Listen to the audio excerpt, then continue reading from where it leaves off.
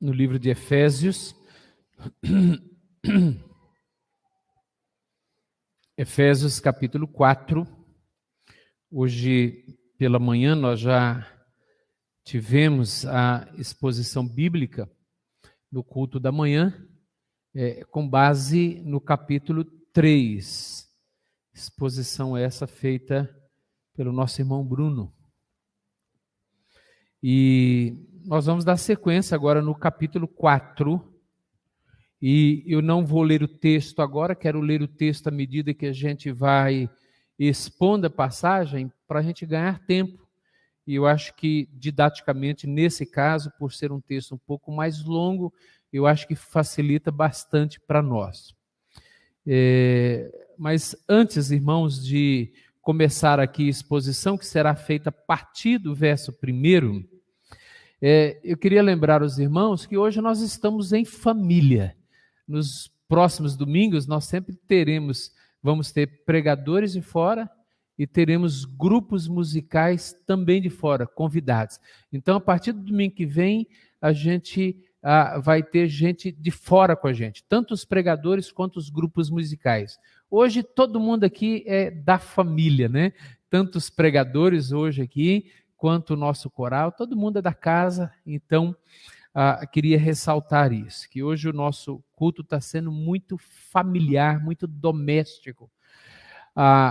Um detalhe interessante nessa carta de Paulo aos Efésios, não só nessa carta, mas nas demais cartas do apóstolo Paulo, ele tem uma metodologia, uma didática, que ele faz isso em todas as suas cartas. Até a metade da carta, ele faz questão de expor a sua teologia. Seria, assim, a parte mais doutrinária, uma parte mais teórica da carta. A partir da metade da carta para frente, ou um pouquinho mais, mas antes dele terminar, o apóstolo Paulo ele entra numa parte mais prática.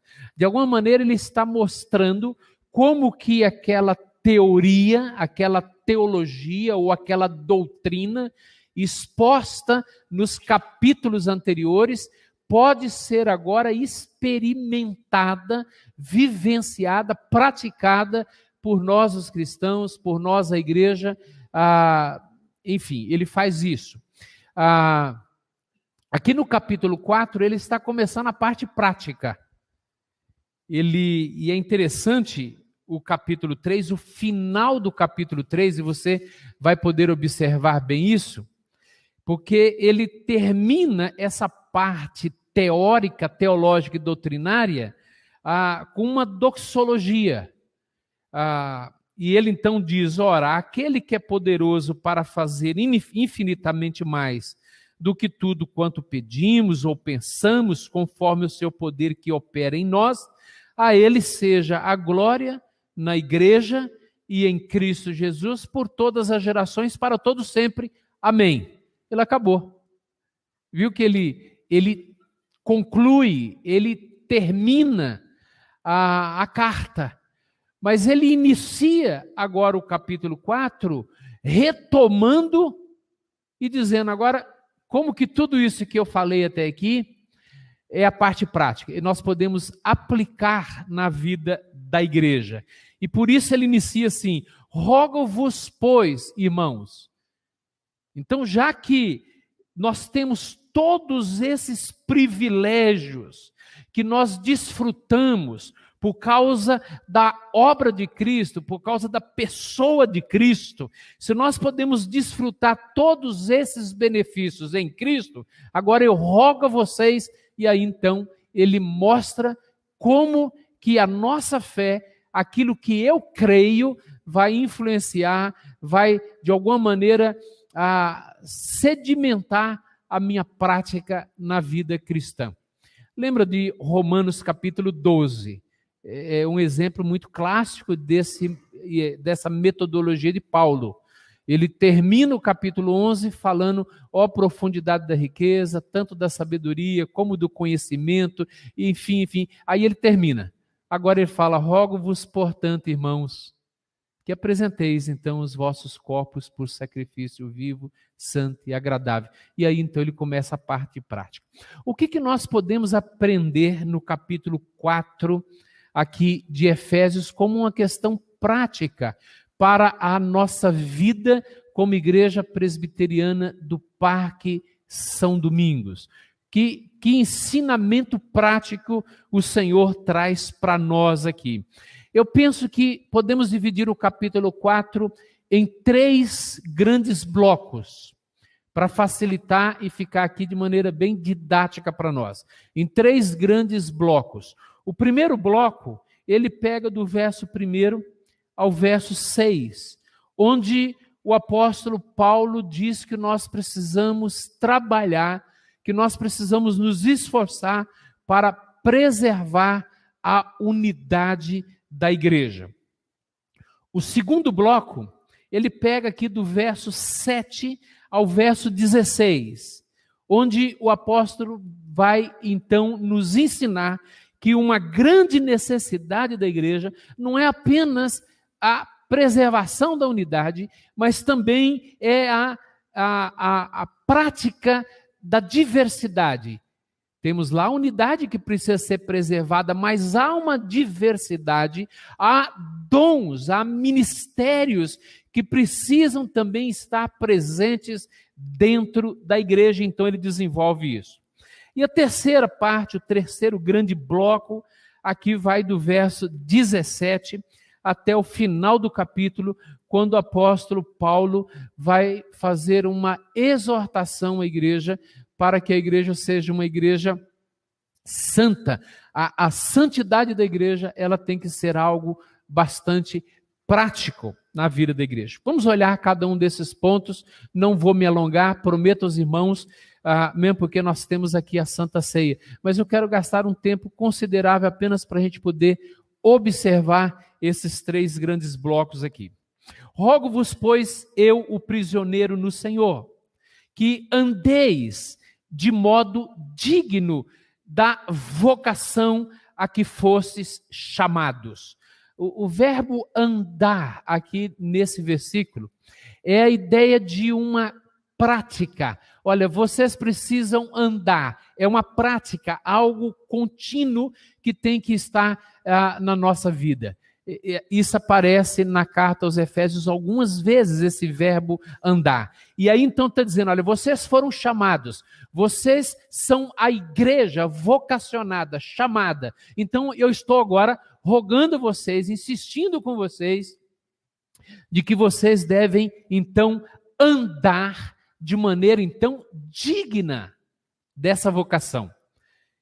Com toda a humildade, mansidão, com longanimidade, suportando-vos uns aos outros em amor, esforçando-vos diligentemente por preservar a unidade do Espírito no vínculo da paz. Eu sei que a gente já expôs isso aqui no passado, em alguns domingos, talvez no final do ano passado, a gente conversou sobre isso.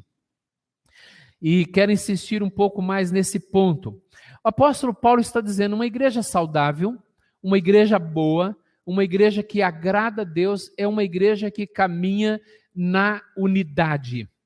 É uma igreja una, é uma igreja onde não há divisões, onde não há intrigas, onde não há brigas, mas é uma igreja que caminha diligentemente na unidade.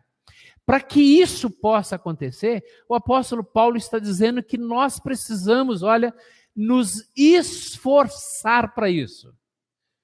Paulo está dizendo que a manter a unidade ou preservar a unidade, lembre-se, ela já foi conquistada por Cristo. Lá nos capítulos 2 e 3 ele trata disso. Essa unidade ela já existe. É a unidade que Deus conquistou para nós, ou por nós, na pessoa de Cristo. Cristo já nos tornou um. Capítulo 2, ele está, de alguma maneira, aqui escrevendo para judeus e gentios, porque a igreja de Éfeso era uma igreja mista. Era uma igreja que tinha dentro dela judeus e gentios convertidos ao cristianismo. Agora imagine judeus e gentios, com histórias completamente diferentes, com cultura totalmente diferente uma da outra, e essas duas nações, ou esses dois povos, essas duas culturas, agora tendo que conviver juntos. Unidade que já foi conquistada por Cristo. Ele derrubou a parede de separação que existia entre judeus e gentios, e ele faz de dois um só povo. Capítulo 2 trata disso, é a teologia, ele trata disso. E aí esses dois povos estão juntos na mesma igreja. Imagina que os gentios decidem no sábado fazer uma feijoada e convida toda a igreja. Não dá encrenca? Como que vai fazer uma feijoada? Se tem gentios, se tem judeus que fazem parte da igreja, eles não comem carne de porco, isso é complicado para eles, eles vão ter que se adaptar primeiro a isso. Então havia muitas dificuldades entre eles. A questão do sábado, guarda o sábado, guarda o domingo, que ainda era algo que estava iniciando essa mudança e essa transição dentro da igreja. Então, para Paulo falar, olha, vocês precisam se esforçar para preservar a unidade. É porque provavelmente estava tendo algumas coisas que estavam acontecendo e que Paulo viu a necessidade de dizer, olha, lembra que eu falei para vocês de que vocês já são um em Cristo? Agora a questão prática é, vocês precisam trabalhar em unidade, vocês precisam preservar a unidade. Ele não está dizendo que a gente tem que construir a unidade, de novo, ela já existe, mas ele está dizendo, vocês precisam se esforçar para preservar a unidade. E há um esforço, visto que a preservação da unidade não é algo tão natural. Isso porque o nosso coração ele é sempre mais predisposto a dividir, ele é sempre mais predisposto a separar, a criar rompimento, a separar, a dividir, a jogar pessoas de um lado para outro, criar grupos, esse é o grupo A, esse é o grupo B, nós não nos misturamos, nós não temos muita afinidade. Isso é mais natural em nós. Juntar, unir, trabalhar as diferenças, isso já é muito mais complicado e por isso que Paulo diz que nós precisamos nos esforçar para isso. Há uma necessidade de um esforço diligente para preservar a unidade. Para isso, Paulo diz, olha, vocês precisam aprender um segredo. Para preservar a unidade, vocês precisam suportar uns aos outros. Eu já disse isso. Não pense que suportar uns aos outros aqui é servir de suporte. Já disse isso recentemente aos irmãos. Não é essa a compreensão que nós temos desse texto. A ideia aqui é de suportar mesmo, irmãos. É de suportar. A dificuldade das pessoas de suportarem-se umas às outras é que levam à separação uns dos outros. Casais que não se suportam se divorciam. Amigos que não se suportam quebram com a amizade. Irmãos que não se suportam rompem com a comunhão entre eles. Por isso que Paulo está dizendo, se eu estou em Cristo, se ele está em Cristo, se somos um em Cristo, se Cristo já derrubou a parede de separação que existia entre nós e nos uniu numa única igreja, num único povo, se temos um único Senhor sobre nós, um único Deus, um só batismo, um só Pai, um só Deus sobre nós, então você tem que começar a entender uma coisa. Se esforce para poder suportar aquele que você acha que está sendo difícil na convivência contigo. O que Paulo está dizendo é que haverá momentos na vida daquela igreja de Éfeso, e penso que não é diferente na igreja dos nossos dias, é que haverá momentos em que nós temos que a convivência vai ficar insuportável. Insuportável. E veja que isso é até dentro de casa.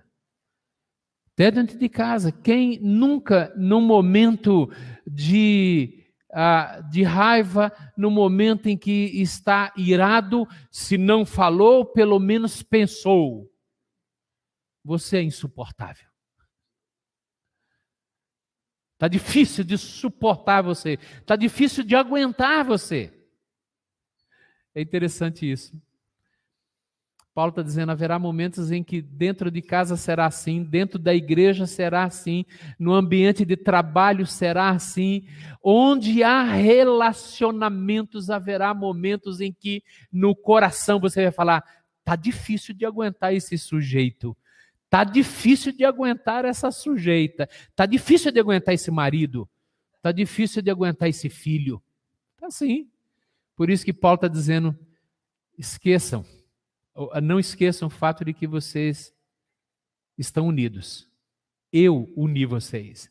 E se vocês querem continuar preservando essa unidade, vocês precisam aprender a suportar uns aos outros. Aí veja que Paulo não só dá a ordem, mas ele diz o que é necessário para a gente aprender a suportar um ao outro. Ele diz que a gente tem que fazer isso. Para suportar um ao outro, a gente precisa de humildade, a gente precisa de mansidão e a gente precisa de longanimidade. 3 coisas que sem as quais a gente não vai se suportar. Nós precisamos ter humildade, porque humildade vai considerar o outro superior a si mesmo. Nós vamos precisar de mansidão, porque a mansidão para de reivindicar os seus próprios direitos e busca o direito do outro. E também vamos precisar de longanimidade. Como diz um bom mineiro, a gente precisa de uma paciência espichada. Mineiro diz isso, é a paciência espichada, ou seja, longa. Eu sei, eu nunca precisei de ter muita paciência com a Jamile, mas eu sei que ela já precisou de ter muita paciência comigo. Muita. Você está concordando? Eu esperava que você fizesse assim. Não, imagina. Que isso, imagina. Era só retórica. Muito bem, mas veja que esse é o primeiro ponto importante, queridos. E eu penso na nossa igreja nessa hora. Olhar para um texto desse é olhar também para a nossa igreja. Uma igreja que não é formada por gentios e judeus, não.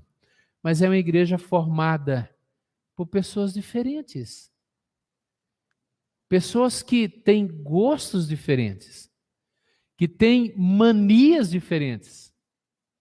Que têm qualidades, mas também têm defeitos, se eu posso colocar assim, incluindo a mim. Nós temos as nossas qualidades, mas também temos os nossos defeitos. Nós temos aquelas qualidades que agradam no outro, mas nós também temos aquelas manias em que os outros também não gostam em nós. O que a gente faz? A gente pede demissão da igreja e vai para uma igreja em que todo mundo pensa exatamente como a gente.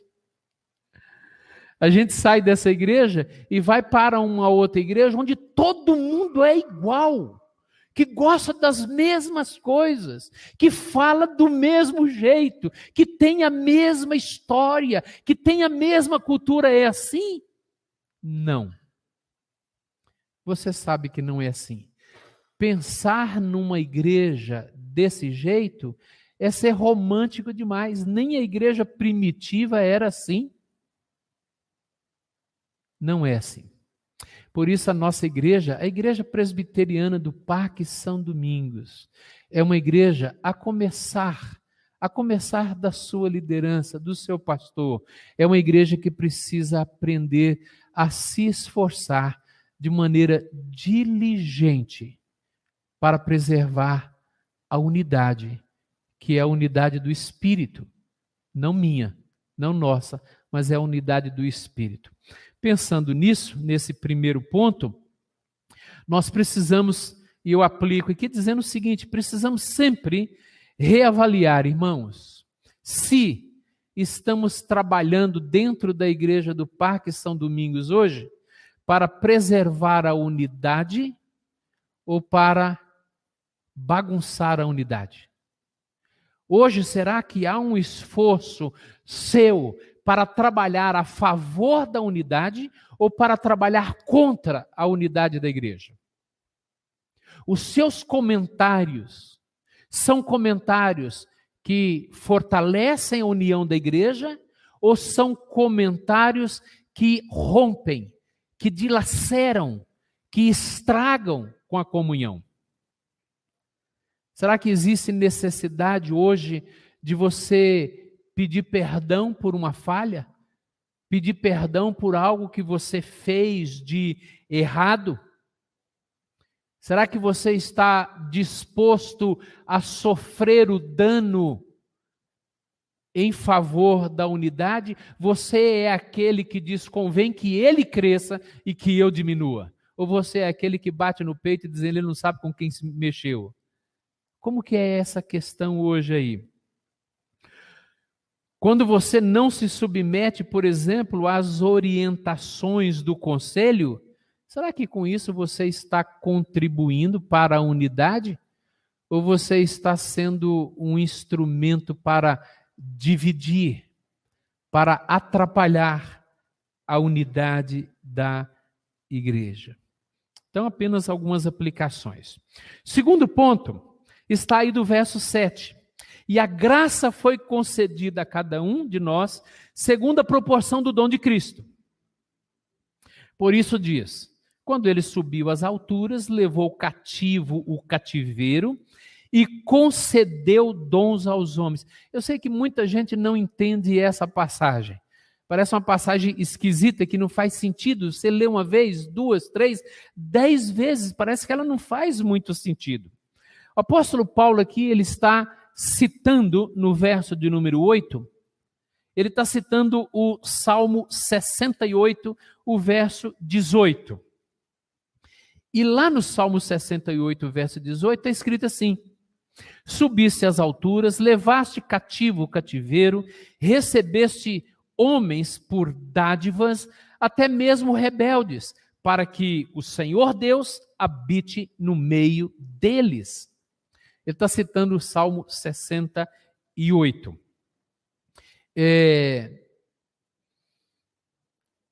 O costume aqui dos exércitos era que, ao guerrear com uma outra nação, com outro povo, em uma outra cidade, era costume em que o exército vencedor, ele tomava cativo os homens daquele exército, inclusive os despojos, inclusive os bens daquela cidade.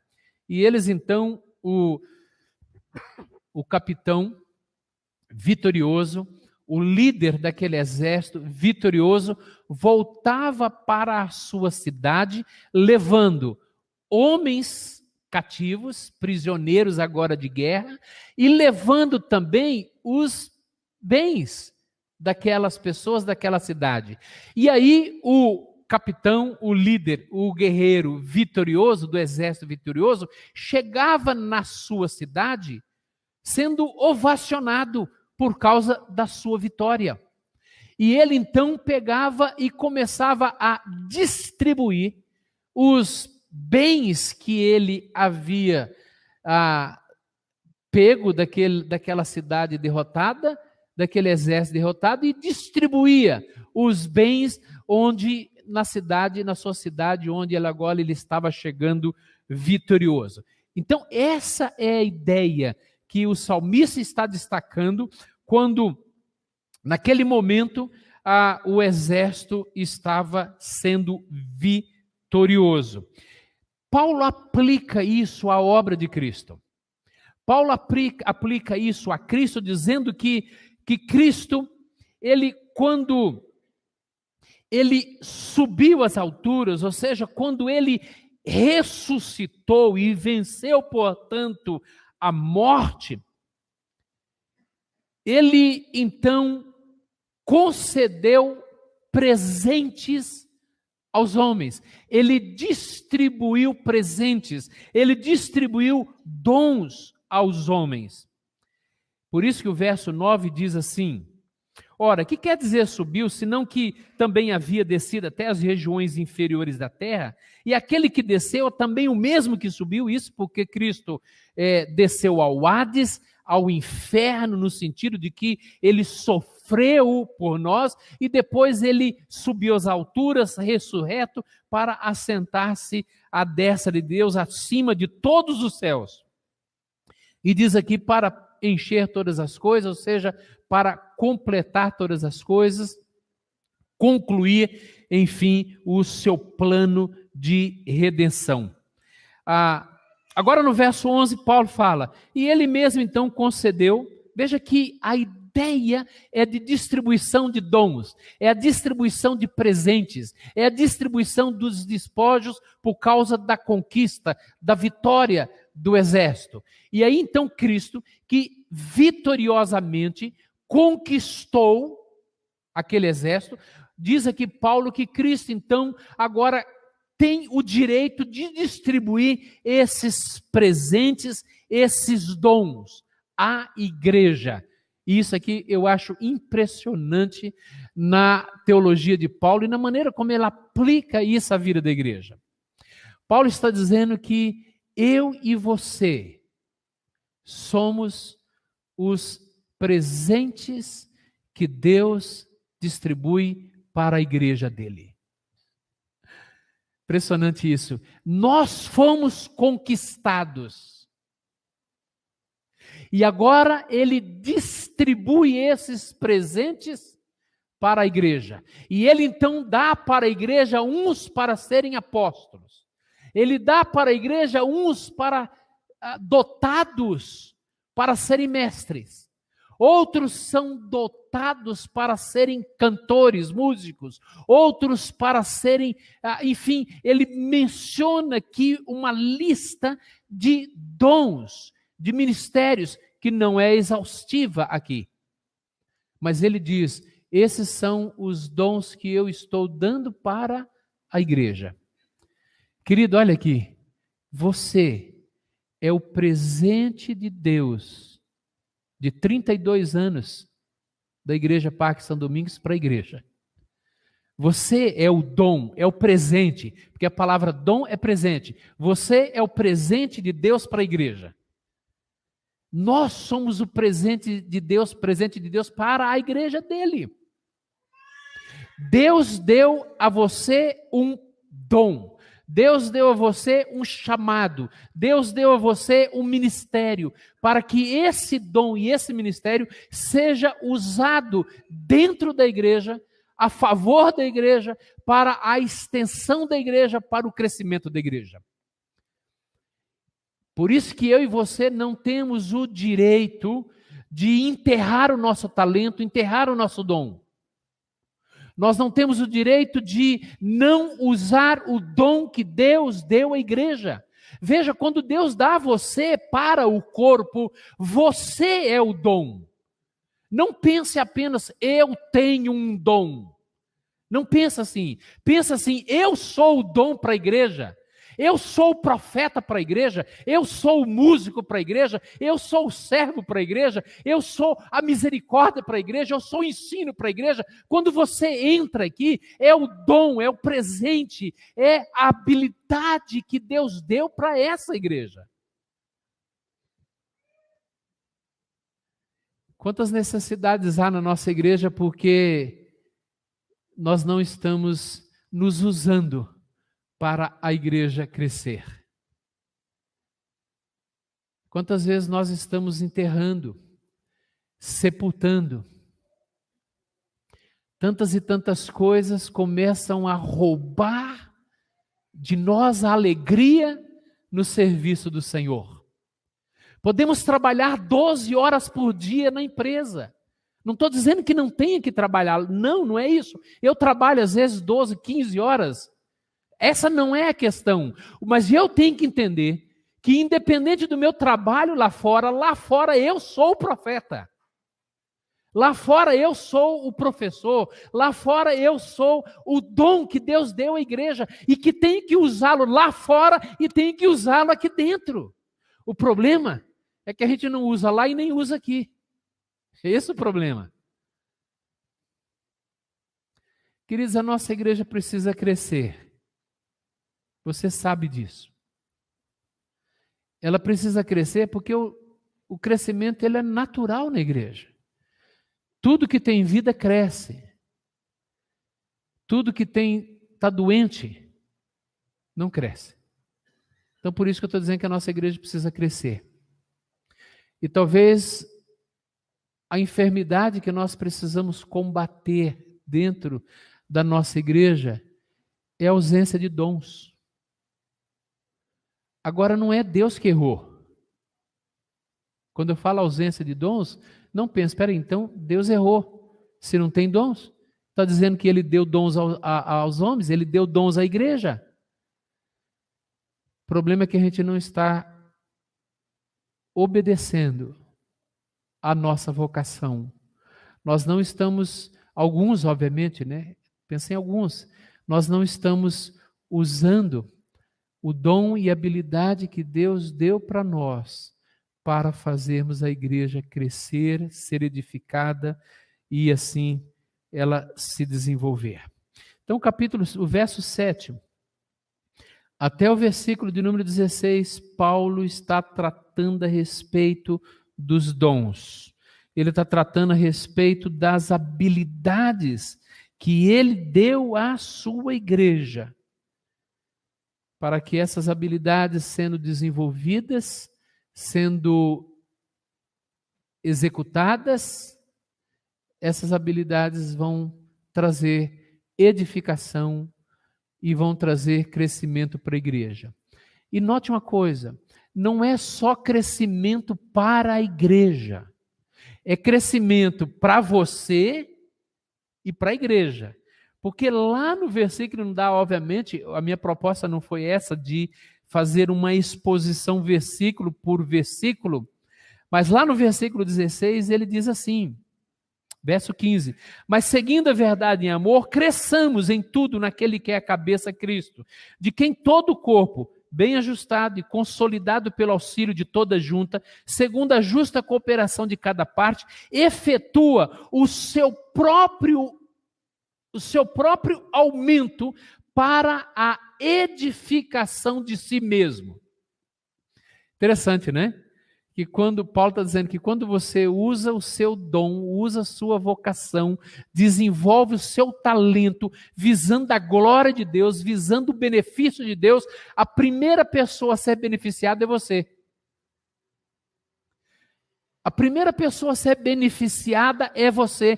Queridos irmãos, quando eu estou servindo a Deus e fazendo o que eu faço, seja aqui na igreja, seja no Mackenzie, seja no presbitério, seja no sínodo, em qualquer lugar que eu estou fazendo e cumprindo a minha vocação, eu sei que a pessoa mais beneficiada sou eu mesmo. É muito bom saber que Deus está abençoando a minha vida em todo o tempo, que eu sou um anjo de Deus nas mãos dele e que ele está abençoando a minha vida o tempo todo. Mas se eu abro mão de cuidar das coisas de Deus, se eu falo, Senhor, eu não quero cuidar mais das tuas coisas, eu quero cuidar das minhas, aí Deus vai falar, então agora você vai se virar sozinho. Se vire. Interessante que quando a gente cuida das coisas de Deus, Deus cuida das nossas. Se você é uma pessoa egoísta e não quer se doar no trabalho do Senhor, então não espere que Deus cuide das suas coisas. Não é interessante isso? Que a pessoa mais beneficiada, quando você usa os seus dons e os seus talentos, é a certeza de que Deus vai abrir portas, de que Deus vai abençoar a sua casa, que Deus vai abençoar a sua vida, de que Deus vai edificar você, vai edificar a sua história, a sua família, a sua igreja. Por exemplo, dízimo. A pessoa mesquinha, ela não pode esperar receber nada de Deus, financeiramente falando. Mas você pode ter certeza que todo crente que dá com alegria e dá o seu dízimo com alegria, você pode perguntar para ele, ele não passa aperto financeiro. Sabe por quê? Porque Deus supre, Deus dá um jeito, traz dinheiro de outro jeito, supre de outra maneira. Mas crente que é mesquinho, que é avarento, não espere. É saquetel furado na vida do crente. Infidelidade é saquetel firado. Firado não. É saquetel furado. Para pegar a expressão lá de Joel, e você se recorda muito bem, né? Muito bem, deixa eu terminar com o último ponto aqui. Do verso 17 até o verso 24, o apóstolo Paulo, ele falando ainda para a igreja, ele fala da vida do pagão, do ímpio. Ele fala: isto, portanto, digo no Senhor testifico, que não mais andeis, olha o verbo andar de novo, aparecendo aqui, né? Que não mais andeis como também andam os gentios. Como que os gentios andam? Na vaidade dos seus próprios pensamentos, obscurecidos de entendimento, alheios à vida de Deus, por causa da ignorância em que vivem, por causa da dureza do seu coração. Olha quantas coisas o apóstolo Paulo fala. Olha como é que um gentio que não conhece a Deus, uma pessoa que não anda com Deus, uma pessoa que é um pagão, que olha como que ele vive, olha como é que é a vida, como ele anda. É uma pessoa vaidosa nos seus próprios pensamentos, ou seja, ele é aquilo que ele pensa. Não é o que Deus pensa, não é o que Deus diz, é o que ele pensa.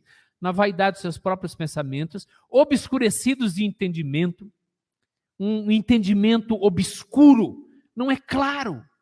Alheios à vida de Deus por causa da ignorância em que vivem, ou seja, não estão nem aí com Deus, pela dureza do coração deles, os quais, tendo se tornado insensíveis, eles se entregaram à dissolução para com avidez, ou seja, com vontade, cometerem toda sorte de impureza. Aí Paulo diz o contraste. Mas não foi assim que vocês aprenderam a Cristo. Ou seja, vocês não aprenderam de Cristo isso. Se é que de fato tendes ouvido e nele fostes instruídos, segundo a verdade em Jesus, no sentido de que quanto ao trato passado, vos despojeis do velho homem que se corrompe segundo as concupiscências do engano, e vos renoveis no espírito do vosso entendimento, e vos revistais do novo homem, criados segundo Deus em justiça e retidão procedentes da verdade. Querido, que texto maravilhoso. Eu sei que você está cansado, a gente tem Santa Ceia daqui a pouco, mas dá vontade de expor cada expressão dessa do apóstolo Paulo. Mas Paulo usa aqui uma figura de linguagem, como é muito própria de Paulo. Ele usa figura de linguagem, eu acho que ela é muito oportuna e própria para todos nós aqui. É um trocar de roupa. Você tirar a roupa suja e colocar a roupa nova. Se despojar da roupa velha e se revestir, vestir do novo homem. Ele está dizendo, isso, alguém aqui já teve um dia cansativo, num dia extremamente calorento, em que você chegou em casa cansado, suado, e dependendo do tipo de atividade em que você esteve envolvido, você estava inclusive sujo, e aí você chega em casa e entra debaixo do chuveiro e toma uma ducha, e fica ali dentro da ducha, debaixo da ducha, uns, sei lá, não vou arriscar aqui, uns 40 minutos, acho que é muito, né? Mas eu sei lá, mas talvez ficar debaixo de uma ducha uns 20 minutos, água quente caindo, e você se refrescando, se limpando, passando, e aí você vai fazendo a limpeza, e depois de um tempo, aí você sai, se enxuga e coloca uma roupa limpinha. Não é gostoso isso? É gostoso ou não é? Para quem gosta de banho. É para quem gosta. Eu sei que muitos Muitos ficaram em silêncio aqui, eu não sei o que é isso. Gente, acreditem-me, é muito bom quando você está sujo e toma um banho, viu? Você se renova, há um refrigério. Paulo está dizendo que a vida de pecado, ela cansa. A vida de pecado, ela suja. Ela causa, às vezes, um mal-estar. E aí, nós podemos nos revestir, fazer a limpeza, jogar água limpa sobre nós, a água da confissão para nos limpar, e a gente vai poder se revestir e colocar a roupa nova, que nos renova. E aí veja que ele desenvolve nos versículos anteriores, terminando aqui, ele fala alguns exemplos daquilo que você precisa deixar como roupa suja e colocar a roupa limpa. Olha os exemplos que ele dá. Isso porque provavelmente isso era um problema que estava acontecendo dentro daquela igreja. Aqui a lista poderia ser outra para nós, mas temos que usar a lista de Paulo, mas quem sabe aplicando em outros itens. Mas olha aqui que Paulo diz, ele fala, olha, se você não é mais um gentio, se você foi revistado do novo homem, que foi criado segundo Deus, em justiça e retidão procedentes da verdade, então, por isso mesmo, vocês precisam deixar a mentira. Um exemplo só que ele deu aqui agora, tá vendo? Ele fala, deixem a mentira, abandonem a mentira, parem de mentir, não usem da mentira em seus relacionamentos. Fale cada um a verdade com o seu próximo, porque somos membros uns dos outros. Não minta, não minta. Irmão, será que tem crente mentiroso? Não olhe para o lado, nem para trás, nem para frente. Por favor. Mas será que tem crente mentiroso? Tem. Eu sei que tem. Crente que diz uma coisa, faz outra. É mentiroso. Inventa. Paulo está dizendo, não seja mentiroso, mesmo porque nós sabemos quem é o pai da mentira. E nós sabemos quem é o pai da verdade. Nós sabemos que o pai da mentira é Satanás. E nós sabemos que o pai da mentira, da verdade, é Jesus. Nós estamos na verdade, conhecereis a verdade. Então Paulo está dizendo assim, pare de mentir. Pare de mentir. Interessante. Olha outro pecado que ele diz aqui. Irai-vos e não pequeis. Não se ponha o sol sobre a vossa ira.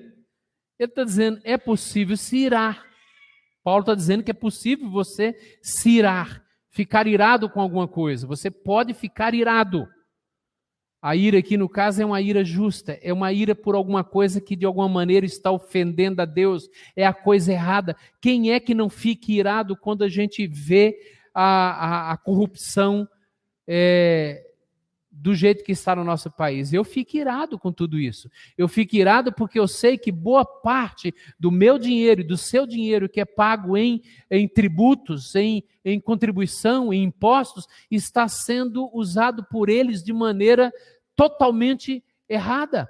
E nós podemos nos irar quanto a isso. Podemos ficar irados com as coisas erradas que acontecem do nosso lado. Mas Paulo está dizendo, cuidado para que a sua ira ela não se transforme num ressentimento, numa mágoa que venha machucar você e venha machucar os outros. Outra coisa que ele diz, olha, aquele que furtava, não furte mais. Pare de furtar. Pare de roubar. Não furte. Não roube. Dificilmente nós vamos ter alguém no nosso meio que já pegou num 38 essa semana e entrou na casa de alguém e roubou algum. Eu acho que não vai ter. Mas a gente pode furtar coisas pequenas sem que os outros vejam. É furto. Então a gente tem que tomar cuidado com esses pequenos furtos. Coisas que às vezes nós pegamos, que não nos pertencem, que não é nosso. Mas Paulo está aqui corrigindo. Ele está dizendo, aquele que furtava, não furte mais, antes trabalhe, fazendo com as próprias mãos o que é bom, para que tenha com que, inclusive, acudir ao necessitado. E o último exemplo que ele fala, não saia da vossa boca nenhuma palavra torpe. Ou seja, não saia da vossa boca nenhuma palavra que venha machucar, mas que seja uma palavra que venha transmitir graça, edificação, conforme a necessidade. Então Paulo diz que nós temos que cuidar, também tomar cuidado com o que nós falamos. Queridos, veja aqui o ensinamento do apóstolo Paulo. O primeiro bloco, Paulo chama a nossa atenção para preservar a unidade. O segundo bloco, Paulo chama a nossa atenção para que possamos usar os nossos dons, as nossas habilidades para serem usadas dentro do reino de Deus, para a expansão do reino de Deus. O terceiro bloco, Paulo está dizendo para nós, a nossa igreja precisa ser santa. Nossa igreja, queridos, precisa ser santa. Se a nossa igreja não for uma igreja santa, nós não conseguimos crescer. Se ainda tivermos dentro da nossa igreja pessoas que ainda estejam envolvidas com o erro, com a prática pagã do gentio, do pagão, daquele que ainda não foi renovado, nós não vamos crescer. Se ainda tivermos gente no nosso meio que mente, gente que furta, gente que tem uma língua torpe, uma linguagem obscena, se a gente tiver gente que está guardando ressentimentos e mágoas, isso para falar desses pecados. Mas quantos outros pecados podem estar escondidos dentro da nossa igreja? Quantos? Outro dia, pregando numa igreja, alguém me chamou para conversar sobre um assunto. Ele presbítero da igreja, olha só, ele presbítero da igreja. E falou, reverendo, eu quero aproveitar a sua vinda aqui, que eu queria conversar contigo, porque eu preciso de uma ajuda. Para uma área da minha vida, eu sei que o senhor pode me ajudar. E ele falou, sou viciado em pornografia tem mais de 20 anos. Eu preciso de ajuda, o senhor pode me ajudar? Eu fico pensando nessa igreja que tem um líder que está envolvido num pecado como esse. Quantos pecados nós precisamos abandonar, irmãos? Quantos hábitos ruins que nós precisamos abandonar no nosso meio? Veja, eu não estou apontando dedo, não. Longe de mim apontar dedo. Mas eu estou aqui dizendo que nós, como igreja, hoje a nossa, aqui todo mundo é doméstico, estamos lavando roupa suja, de certa forma. Mas enquanto nós estivermos alimentando pecados, achando que é tudo normal, a gente não pode crescer. Santidade é uma exigência que o Senhor faz de nós. Santidade é uma exigência que Deus faz de você, faz de mim. E nós não podemos andar como andam os gentios, com o coração endurecido, obscurecidos no entendimento, alheios à vida de Deus, sem Deus. Não podemos. O mundo é o mundo, ele não conhece a Cristo, e aí ele pode andar desse jeito, porque ele não tem compromisso nenhum com a verdade, mas um crente que foi alcançado, que foi revestido do velho homem, que diz, eu já tirei a roupa suja, já tomei banho, já me lavei, coloquei a roupa nova, estou diante de Deus perdoado, nós não podemos continuar comungando com erro. Não! Não podemos continuar vivendo uma vida de pecado e achando que é normal. Não é normal.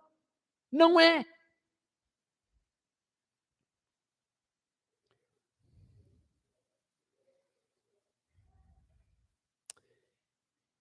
E Paulo então termina dizendo para nós, antes sede uns para com os outros benignos, compassivos, perdoando-vos uns aos outros, como também Deus em Cristo vos perdoou. Ele aponta para Jesus aqui.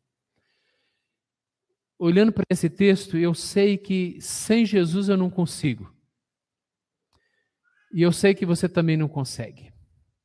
Sem Jesus, nenhum de nós consegue se esforçar para preservar a unidade.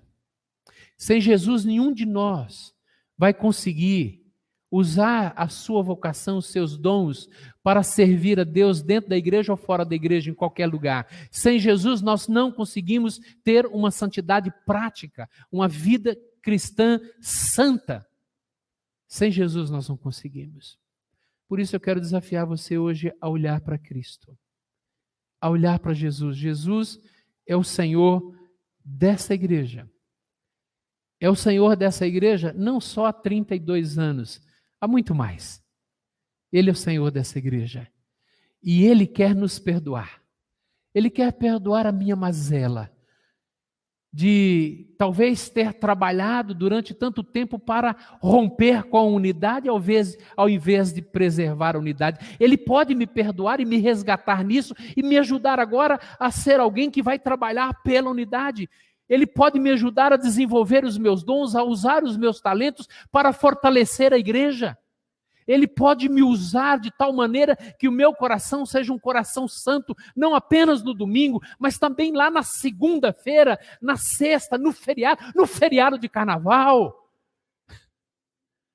Quando eu estou diante do computador, navegando nas páginas da internet, entrando em alguns sites, enquanto eu sei que eu não deveria, eu desligo o computador, dobro os meus joelhos e clamo a Jesus, me ajude para que os meus olhos sejam santos, para que a minha mente seja santa, para que o meu coração seja santo.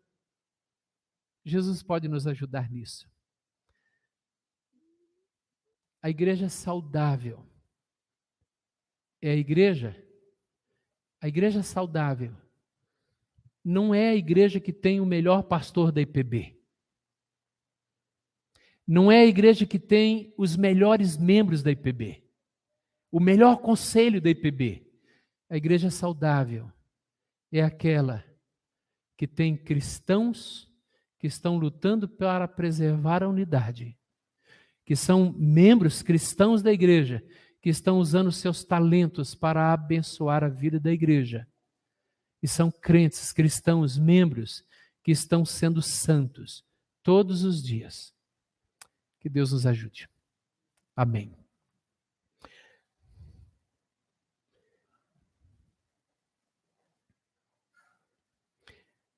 Amém? Amém. Vamos ouvir o nosso coral. Enquanto o coral canta, eu vou convidar os presbíteros para que já tomem assento para podermos ministrar a Santa Ceia, irmãos.